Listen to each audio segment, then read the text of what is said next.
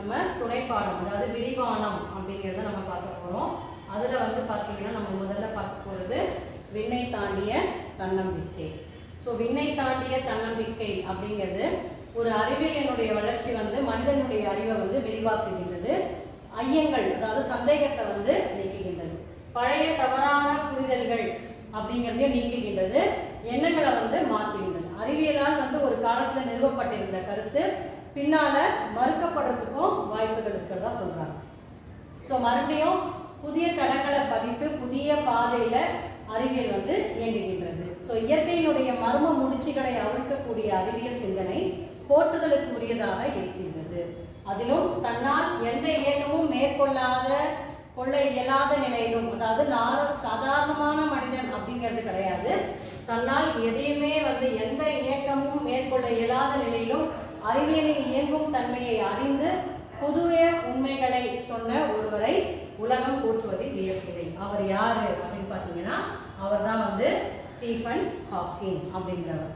So அவர் இயற்றிய நூல்கள் அப்படின்னு பார்த்தீங்கன்னா காலத்தின் சுருக்கமான வரலாறு அப்படிங்கிற நூல் வந்து 40 மொழிகளில் மொழிபெயர்க்கப்பட்டுள்ளது. எத்தனை மொழிகள்ல? 40 மொழிகள்ல மொழிபெயர்க்கப்பட்டுள்ளது.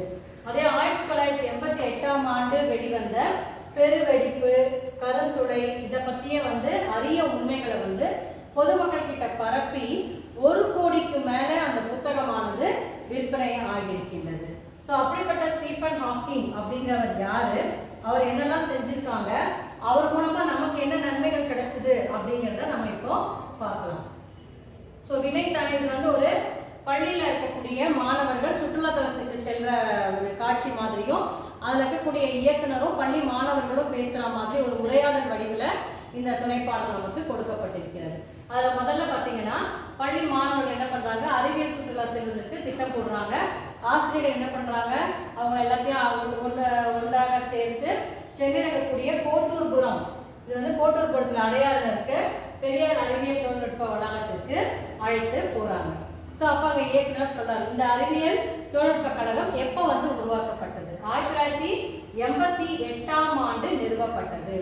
10 காட்சி கூடங்கள் இருக்கிறது. எத்தனை காட்சி கூடங்கள் இதுக்குள்ள இருக்கான்? 10 காட்சி கூடங்கள் இருக்கிறது.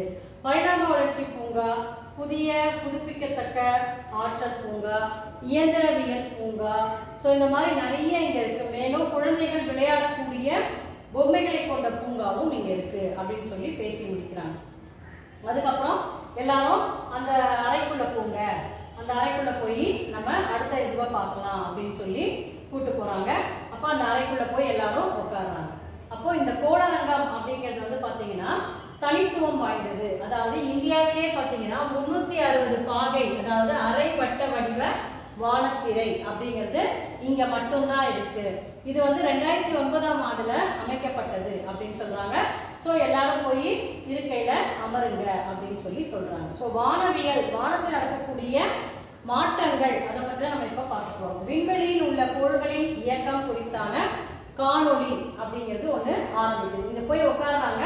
உட்கார்ந்த உடனே இங்க இந்த மாதிரி ஒரு காட்சி பயன்படுது. அதுக்கப்புறம் அங்கிருந்து ஒரு ஒளிபெருக்கில நமக்கு ஒரு காணொளி பேச ஆரம்பிக்கிறாங்க. திரையில வருது. அண்டவெளியின் காலம் குறித்தான விளக்கம் தொடங்குவதற்கு முன்னாடி திரையில பாத்தீங்கன்னா சக்கர நாற்காலியில அமர்ந்திருக்கக்கூடிய ஒருவரினுடைய படம் தெரிகின்றது. ஸோ எல்லாரும் அரங்கத்துல பாத்தீங்கன்னா முழு அமைதியா இருக்கு. அவருடைய கணீர்ன்ற குரல் வந்து பின்னணியில ஒலிக்க ஆரம்பிக்குது. என்ன சொல்ல வர்றாரு இயக்குனர்? மாணவர்கள் எல்லாரும் என்ன பண்றாங்க, அப்படியே உற்று பார்க்கின்றனர். தலை வலது பக்கம் சாய்ந்திருக்கிறது. கீழிருக்கும் பற்கள் அது என்ன ஆகுது, அப்படியே வெளிவந்து மேல் உதட்ட வந்து அப்படியே அழுத்தி பிடிச்சிருக்க மாதிரி இருக்கு. அவர் அமர்ந்திருப்பது அப்படின்னு பாத்தீங்கன்னா கணிப்பொறியுடன் சேர்ந்த ஒரு சக்கர நாற்காலி. அவர் உட்கார்ந்துருக்கிறது எதுல உட்கார்ந்துருக்காரு அப்படின்னா ஒரு கணிப்பொறியோட சேர்ந்த ஒரு சக்கர நாற்காலியில அவரு உட்கார்ந்துருக்காரு. ஸோ அவருடைய கன்னத்தின் தசைகள் சிறிது அசைகின்றன. அவருடைய படத்தின் கீழே வந்து பாத்தீங்கன்னா இந்த மாதிரி ஒரு கோட் கொடுத்திருக்காங்க. அதாவது மாற்றத்திற்கு ஏற்ப தகவமைத்துக் கொள்ளும் திறனே புத்தி கூர்மை அப்படின்னு சொல்லியும், அறியாமை அறிவாற்றலின் மிகப்பெரிய எதிரி இல்லை. அறியாமை அப்படிங்கிறது வந்து அறிவாற்றலினுடைய மிகப்பெரிய எதிரி கிடையாது, அது அறிவினுடைய மாயை அப்படின்னு சொல்லுவாங்க. அந்த மாயை நம்ம விளக்கிட்டோம்னா நம்ம கிட்ட இருக்கக்கூடிய அறியாமை அப்படிங்கிற அந்த மாயை வெளியே போயிடுச்சா நம்முடைய அறிவை நன்றாக வளர்த்து கொள்ள முடியும் என்ற தொடர்கள் ஒவ்வொரு எழுத்தா வர ஆரம்பிச்ச உடனே அங்க இருக்க மாணவர்கள் எல்லாம் என்ன பண்றாங்க, கத்த ஆரம்பிக்கிறாங்க. ஸ்டீஃபன் ஹாக்கிங் அப்படின்னு சொல்லி எல்லாரும் முன்முடிக்கிறாங்க. ஸோ அவருடைய காலம் அப்படின்னு பார்த்தீங்கன்னா 1942 இருந்து 2018 வரைக்கும் அவருடைய வாழ்க்கை இருந்திருக்குது. ஸோ அப்போ இவர் இப்படியே தான் பிறந்து இப்படியே தான் வளர்ந்து இருந்தாரா அப்படின்னு பார்த்தீங்கன்னா இல்லை. அவருடைய சிறு வயதுல அவர் நல்லதா இருந்திருக்காரு. இங்கிலாந்துல வந்து மருத்துவமனையில வந்து என்ன பண்ணியிருக்காங்க, 1963ல 21 வயது இளைஞர் அனுமதிக்கப்பட்டார்.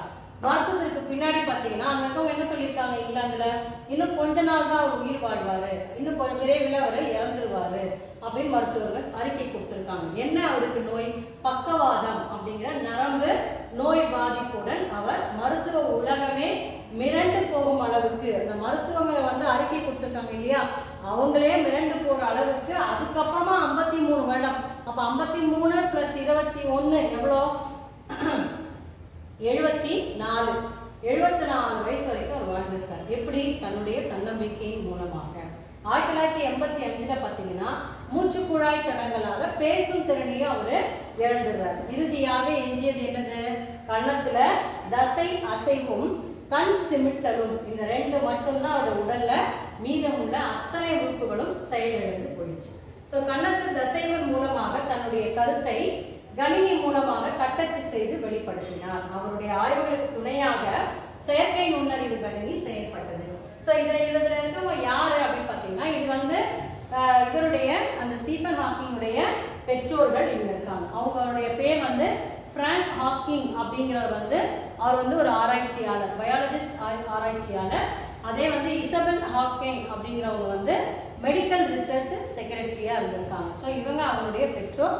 இது வந்து ஹாக்கிங்குடைய குடும்பம். அவருக்கு வந்து 2 பெண் குழந்தைகள், ஒரு மகன் இருந்திருக்காங்க. இது அவங்களுடைய சிறுவயது பருவம், இது அவங்க வளர்ந்த பின்னர் இருக்கக்கூடிய பருவம். இது நமக்கு கிடைச்ச ஒரு பகுதி. சரி, அடுத்தது என்ன சொல்றாங்க, அப்ப அந்த 21 வயதுல வந்து அவரோ வந்து மருத்துவர்களால ஒதுக்கி வைக்கப்பட்ட விரைவில் இறந்து விடுவார் அப்படின்னு சொன்னவர், அதுக்கப்புறம் 53 ஆண்டுகள் வந்து வாழ்ந்திருக்காரு. அப்படின்னா உறுப்புகள் எல்லாம் இழந்த நிலையிலும் அந்த கண் சிமிட்டலும் தசை அசைவு, கன்னத்து தசை அசைவு வைத்தே அவர் என்ன பண்ணிருக்காரு, அறிவியல்ல அவ்வளவு பெரிய புரட்சி அவர் செஞ்சிருக்காரு. அப்ப அவருடைய கருத்துக்களை முதல்ல பாத்தீங்க அப்படின்னா கருந்துளை அப்படிங்கிறது ரொம்ப முக்கியமான ஒன்றா இருந்தது. கருந்துளையினுள் செல்லும் எந்த ஒன்றுமே தப்பித்து வெளியே வர முடியாது. சோ அதே கருந்துளையின் ஈர்ப்பியலில் இருந்து, அதாவது ஈவெண்ட் ஹாரிசன் அப்படின்னு கொடுத்திருக்காங்க பாருங்க, அந்த கதிர் வீச்சுகள் வெளிப்பட்டு கொண்டே இருக்கின்றன.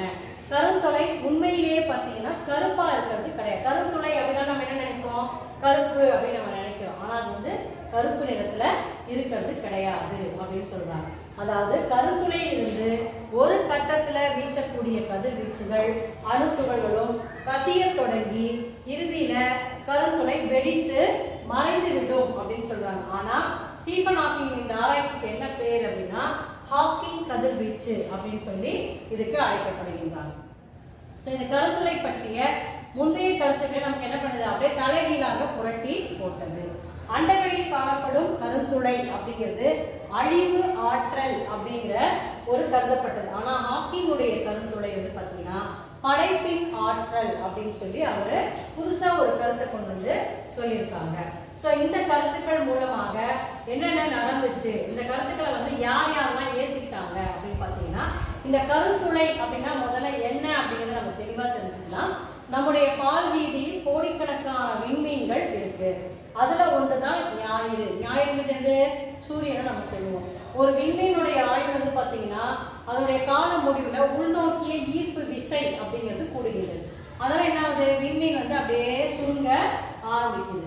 விண்மீன் சுருங்க சுருங்க அதனுடைய ஈர்ப்பாற்றல் உயர்ந்து கொண்டே சென்று அளவற்றதாகிறது. சில நேரங்கள்ல பாத்தீங்கன்னா உண்மை வந்து பாத்தீங்கன்னா புனைவை விடவும் வியப்பூட்டுவதா இருக்குது அப்படின்னு சொல்றாங்க. அப்படிதான் ஒரு உண்மை கருந்துளை பற்றியதும். புனைவு இலக்கியம் படைப்பவர்களது கற்பனைகளை எல்லாம் மிஞ்சுவதாக கருத்துளை பற்றிய உண்மைகள் உள்ளன. சோ அதுல அறிவியல் உலகம் என்னாச்சு, அவங்க ரொம்ப மெதுவா அதை புரிஞ்சு கொள்ள ஆரம்பிச்சு. அப்பதான் அவங்க புரிஞ்சுக்கிட்டாங்க ஸ்டீஃபன் ஹாக்கிங் அமெரிக்க அறிவியலாளர் ஜான் வீலர் என்பவர் தாம் கருந்துளை என்ற சொல்லையும் கோட்பாட்டையும் முதலில் குறிப்பிட்டவர். அதாவது கொஞ்சம் கொஞ்சமா ஸ்டீஃபன் ஹாக்கிங் சொன்னதை புரிஞ்சிக்க ஆரம்பிச்ச மக்கள் அவருக்கு முன்னாடி யார் சொன்னது அப்படின்னா ஜான் வீலர் அப்படிங்க. இவர் தான் வந்து ஜான் வீலர். சுருங்கிய விண்மீனின் ஈர்ப்பிழைக்குள் செல்கின்ற எதுவும் ஏன் ஒளி கூட தப்ப முடியாது, உள்ளே ஈர்க்கப்படும். அதே மாதிரி உள்ளே சென்ற யாவையும் வெளியே வர முடியாதனால இதனை கருந்துளை எனலாம் அப்படின்னு சொல்லி ஜான் வீலர் சொல்லியிருக்காரு. ஆனா ஸ்டீஃபன் ஹாக்கிங் கண்டுபிடிச்ச கருத்துளை பார்த்தீங்கன்னா திரும்பி ஒரு நாள் என்ன ஆகும், வெடித்து சிதறிவிடும் அப்படின்னு சொல்லியிருக்காரு. இவர் என்ன சொல்லியிருக்காரு, உள்ள போன எல்லாமே கண்டுபிடிச்ச எல்லாமே திரும்பி வெளியே வராதுன்னு இருக்காரு.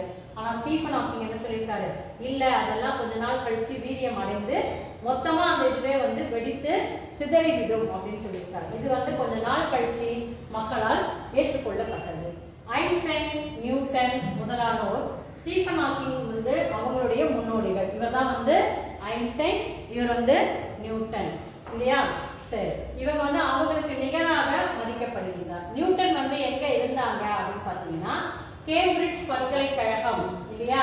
கேம்பிரிட்ஜ் பல்கலைக்கழகம் வகித்த கணக்கியல் துறையில வந்து பேராசிரியர், லுகாசியன் பேராசிரியர் அப்படிங்கிற மதிப்பு மிகுந்த பதவியை வந்து ஸ்டீஃபன் ஹாக்கிங் வகிச்சிருக்கார். அதாவது யார் வகித்த பதவி, நியூட்டன் வகித்த கேம்பிரிட்ஜ் யூனிவர்சிட்டியில இதுல இருக்கக்கூடிய கேம்பிரிட்ஜ் யூனிவர்சிட்டி இருக்கு பாருங்க, யூனிவர்சிட்டி ஆஃப் கேம்பிரிட்ஜ். ஸோ இந்த யூனிவர்சிட்டியில யார் வந்து லுகாசியன் பேராசிரியராக இருந்தாங்க கணக்கியல் துறையில அப்படின்னு பார்த்தீங்கன்னா நியூட்டன் இருந்திருக்காரு.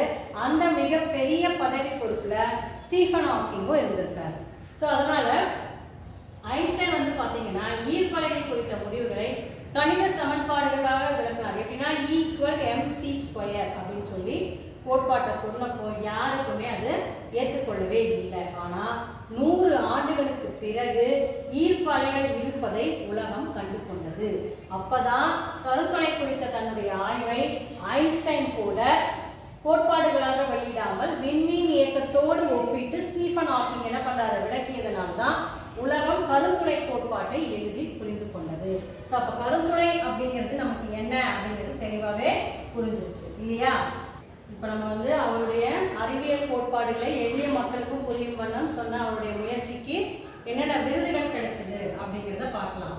ஸோ அமெரிக்காவின் உயரிய விருதான அதிபர் விருது, பிரசிடென்சியல் மெடல் ஆஃப் ஃப்ரீடம் அப்படிங்கிற விருது, ஆல்பர்ட் ஐன்ஸ்டைன் விருது, வூல்ஃப் ஃபவுண்டேஷன் அப்படிங்கிற விருது, காப்லிக் பதக்கம் அப்படிங்கிறது அடிப்படை இயற்பியல் பரிசு, ஃபண்டமெண்டல் பிசிக்கல் பிரைஸ் அப்படிங்கிற பெற்ற விருதுகள் அவரால் பெருமை அடைந்தன அப்படின்னு சொல்லி சொல்றாங்க. ஸோ இத்தனை விருதுகளை வந்து வாங்கியிருக்காரு. என்னென்ன விருதுகள் வாங்கினாரு அப்படிங்கிறத நீங்க நினைவுல வச்சுக்கோங்க.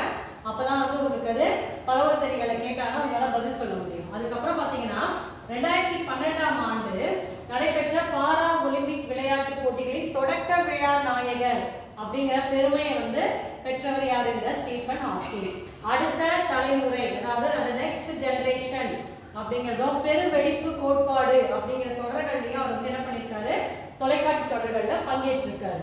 அது மட்டும் இல்லாம சூடான காற்று நிரம்பிய பலூன் அதுல வானில் பறந்து தனது 60வது பிறந்த நாளை கொண்டாடினார். போயிங் 727 அதாவது 727 என்ற விமானத்தில் பூஜ்ஜிய ஈர்ப்பு விசை பயணத்தை மேற்கொண்டு எடையற்ற தன்மையை உணர்ந்தார். இப்போ ஸ்டீஃபன் ஹாக்கிங் வந்து வியக்கத்தக்க மனிதர் அப்படிங்கிறத விட அவருடைய வாழ்க்கை நிகழ்வுகளும் ஆராய்ச்சிகளும் நமக்கு காட்டுகின்றன. உடலில் ஏற்பட்ட உறுப்பு இழப்போ அல்லது ஊனமோ ஒருவருக்கு குறை ஆகாது அப்படிங்கிறத நம்ம இந்த ஸ்டீஃபன் ஹாக்கிங்குடைய வாழ்க்கையின் மூலமா நம்மளால தெரிஞ்சுக்க முடியும். ஊக்கமும் உழைப்பும் சேர்ந்த ஒரு ஆளுமைத்தன்மை இல்லாமல் இருப்பதுதான் என்னது, குறை. அதாவது உடல்ல குறை இருக்கிறது வந்து குறை கிடையாது. ஊக்கம் இல்லாமல் உழைப்பு இல்லாமல் இருக்கக்கூடிய ஆளுமைத்தன்மை இல்லாமல் இருப்பதுதான் என்னது மிகப்பெரிய குறையாகும் அப்படின்னு சொல்லி இந்த உண்மையை வந்து உலகிற்கு எடுத்து காட்டியவர் யாரு, ஸ்டீஃபன் ஹாக்கிங். ஸோ இப்போ இந்த ஸ்டீஃபன் ஹாக்கிங்கை பத்தி அவருடைய வாழ்க்கையும் அவர் மூலமா நமக்கு கிடைத்த அறிவியலும் நம்ம நல்லா தெரிஞ்சுக்கிட்டோம். அது இல்லாம பேரண்ட பெருவெடிப்பு, தெரிந்து தெளிவோம் அப்படிங்கிற தலைப்புல பேரண்ட பெருவெடிப்பு, கருந்துளை, இதை பற்றிய ஸ்டீஃபன் ஹாக்கிங்கின் ஆராய்ச்சிகள் ரொம்ப முக்கியமானவை அப்படின்னு சொல்றாங்க. இது வந்து பேரண்டம் பெருவெடிப்பினால், அதுக்கு பேரே என்னது, பிக் பேங் தியரி அப்படின்னு சொல்றாங்க, உருவானதே என்பதற்கான சான்றுகளை கணிதவியல் அடிப்படையில் அவர் விளக்கி இருக்கார். இந்த புவியினுடைய படைப்பை கடவுள் போன்ற ஒருவர் பின்னணியில் இருந்தார் அப்படிங்கறத அவர் மறுக்கிறார். பிரபஞ்சத்தை இயக்கும் ஆற்றலாக கடவுள் என்ற ஒருவரை நாம கட்டமைக்க வேண்டியது இல்லை அப்படிங்கிறதையும் அவர் சொல்லியிருக்காரு.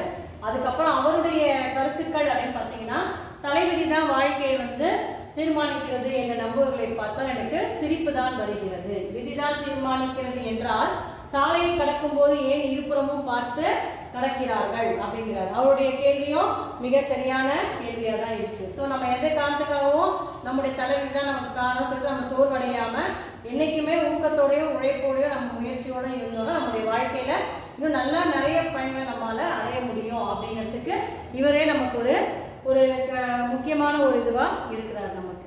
சரி, ஹாக்கிங் கலீலியோவுடைய நினைவு நாள், அவருடைய நாள்ல பிறந்து ஐன்ஸ்டைன் அப்படிங்கிறவருடைய பிறந்த நாள்ல இருந்தது அறிவியலை பொறுத்தவரை ஒரு தற்செயல் நிகழ்வாக இருக்கலாம். ஆனா இவங்க 3 பேருமே சேர்ந்து அறிவியல் அவங்கவுங்க காலத்துல பாத்தீங்கன்னா பேரண்டத்தை பத்தி அதிகமான ஆராய்ச்சியை செஞ்சிருக்காங்க. பேரண்டத்தை பற்றி மனித இனம் நம்பியதை புரட்டி போட்டவர்கள் ஹாக்கிங். பேரண்டம் அப்படின்னாலே அது ரொம்ப கடினமானதை பற்றி நமக்கு தெரிஞ்சுக்க முடியாது அப்படிங்கிறது இல்லாம இப்ப நமக்கே ரொம்ப தெளிவாக அந்த கருத்துளை பற்றியதும் இந்த அண்டம் எப்படி இருக்கின்றது அப்படிங்கிறதையும் நம்மளால தெரிஞ்சுக்க முடிஞ்சது.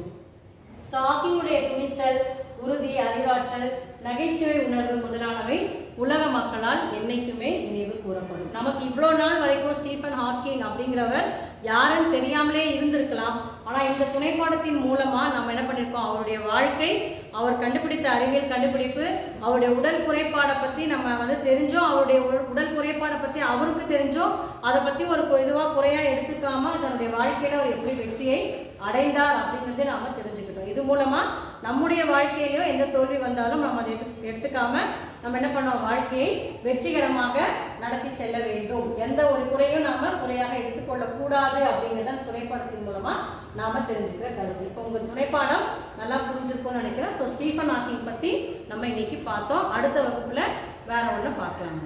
நன்றி, வணக்கம்.